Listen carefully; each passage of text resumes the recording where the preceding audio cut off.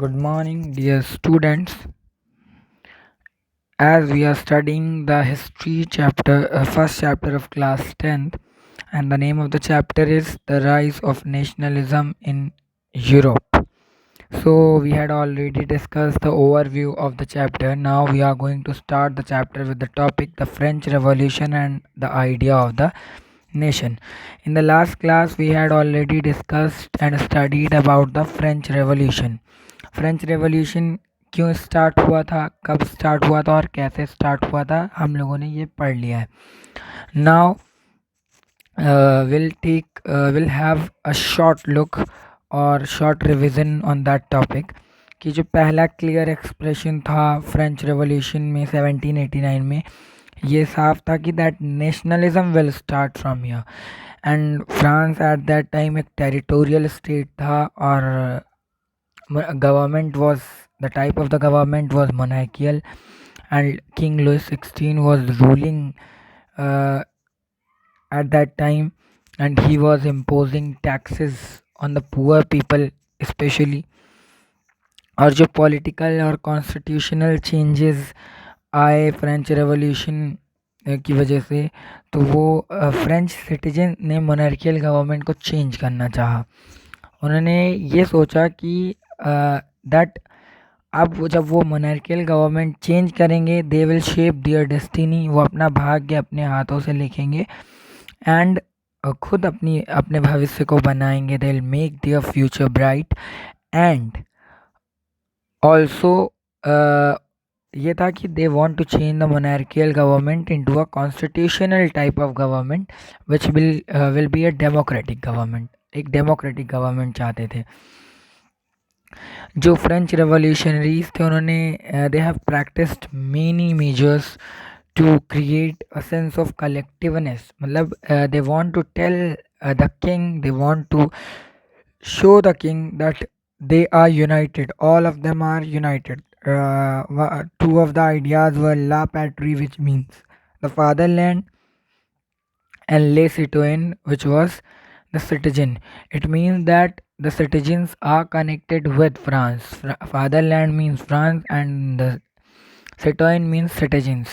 Means the citizens can give away their life for their country. And after a long revolutionary battle, they had actually succeeded. And after that, state generals को active citizen ने select किया and they have named this national assembly. उन्होंने इसको national assembly का नाम दिया. कुछ नए रूल्स कंपोज किए गए, ओथ ली गई एंड मार्टायर्स को याद किया गया. और जितने भी मार्टायर्स थे उनको उनके देश के नाम से याद किया गया. एक सेंट्रलाइज्ड एडमिनिस्ट्रेटिव सिस्टम बनाया गया जिसमें यूनिफॉर्म लॉज थे हर सिटीजन के लिए और हर टेरिटरी के लिए अलग अलग लॉज होते थे. Some of the internal custom duties and dues को हटाया गया, एबॉलिश किया गया और एक uniform system of weights and measures कुछ अडॉप्ट किए गए. रीजनल डायलेक्ट्स को डिस्करेज किया गया. And French had been, as it was spoken and written in Paris, French जो लैंग्वेज थी वो common language of the nation बन गई.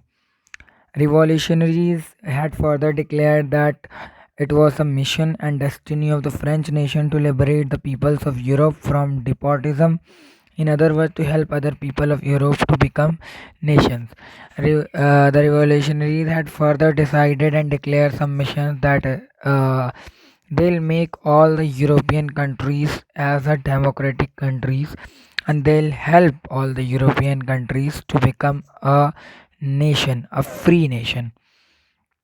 When the news of the events in France reached in different cities of Europe, students and other members of educated middle class began setting up Jacobin clubs. जब जो event हुआ ये France का अलग अलग cities, Europe के अलग अलग सिटीज़ में पहुंचा, तो जो स्टूडेंट्स थे या मिडिल क्लास के जो और मेंबर्स थे, एजुकेटेड थे, उन्होंने जैकोबिन क्लब सेटअप करना स्टार्ट किया. Their activities and campaigns prepared the way for the French armies which moved into Holland Belgium, Switzerland and much of Italy in 1790s। जो उनकी एक्टिविटीज़ थी, कैंपेन्स थे, इसकी वजह से जो फ्रेंच आर्मीज़ जो हॉलैंड में जिन्होंने मूव किया था, स्विट्ज़रलैंड मूव किया था और इटली में 1790s में, with the outbreak of revolutionary war के आउटब्रेक की वजह से the French armies began to carry the idea of nationalism abroad. और जो फ्रेंच आर्मीज थी उन्होंने भी ये नेशनलिज्म का आइडिया और जगहों पे पहुंचाना शुरू कर दिया, विदेशों में भी पहुंचाना शुरू कर दिया। Here it is a map of I think Europe after the Congress Vienna. Europe का मैप, कांग्रेस वियना के बाद यूरोप का जो मैप था, it had look like this. And within the wide swath of territory that came under his control, Napoleon set about introducing many of the reforms that he had already introduced in France. और territory का के फैलने की वजह से Napoleon के control में जो टेरिटरी आई उसने बहुत से रिफॉर्म्स इंट्रोड्यूस किए, और जिसने जो ऑलरेडी फ्रांस में इंट्रोड्यूस किए जा चुके थे उसने इंट्रोड्यूस कर दिया था। Through a return to monarchy, Napoleon had no doubt destroyed democracy in France।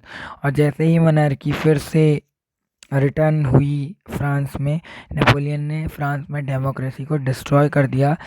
But in the administrative field he had incorporated revolutionary principle in order to make the whole system more rational and efficient. लेकिन जो administrative field था उसने उसमें revolutionary principal का सहयोग किया। He had help them so that the system could be more rational and more efficient, because वो चाहता था कि जो उसकी गवर्नमेंट का सिस्टम हो वो सुप्रीम सिस्टम हो। The civil code of 1804 usually known as Napoleonic code. जो सिविल कोड ऑफ 1804 था वो किस नाम से जाना जाता है? ज़्यादातर नेपोलियनिक कोड के नाम से जाना जाता था। What was this? Did away with all privileges based on birth, established equality before the law and secure the right to property. जितने भी राइट्स मिले थे, प्रिविलेज मिला था बर्थ के बेसिस पे, इक्वालिटी बिफोर द लॉ था and secure the right to property था, ये सब क्या हो गया? एबॉलिश्ड हो गया। This code was exported to the regions under French control. और ये कोड जो भी फ्रेंच कंट्रोल के अंडर जितने भी एरियाज़ थे उनको एक्सपोर्ट किया गया। In the Dutch Republic, in Switzerland, in Italy and Germany. Dutch Republic में, स्विट्ज़रलैंड में, इटाली में, जर्मनी में नेपोलियन ने क्या किया? Napoleon simplified administrative division. Napoleon ने एडमिनिस्ट्रेटिव डिवीज़न को सिंप्लीफाई किया। He had also abolished the feudal system and he had freed the peasants from serfdom and manorial dues. और जितना भी टैक्सेस बाकी थे या जो भी मैनोरियल ड्यूज़ बाकी थे उसने पीजेंट्स को बिल्कुल फ्री कर दिया कि that you are free now, आपको अब कुछ नहीं देना है। In the towns too, towns में भी गिल्ड रेस्ट्रिक्शन वर रिमूव्ड। जो गिल्ड रेस्ट्रिक्शंस थे, जो समूह group of people for trading होता था, वो रेस्ट्रिक्शंस लगाई गई थी, वो हटा दी गई। Transport and communication system had been improved. Peasant, artisans, workers and new businessmen enjoyed a newfound freedom। सबको एक नई फ्रीडम मिली थी, जितने भी पीजेंट थे, बिजनेसमैन थे, वर्कर्स थे। Businessmen and small scale producer of goods in particular began to realize that uniform laws, standardized waste and measures and a common rational currency would facilitate the movement and exchange of goods and capital from one region to another। Businessman जो थे और जो small scale producer of goods के businessman थे, उनको ये realise होना शुरू हो गया कि जो यूनिफॉर्म लॉज बने हैं,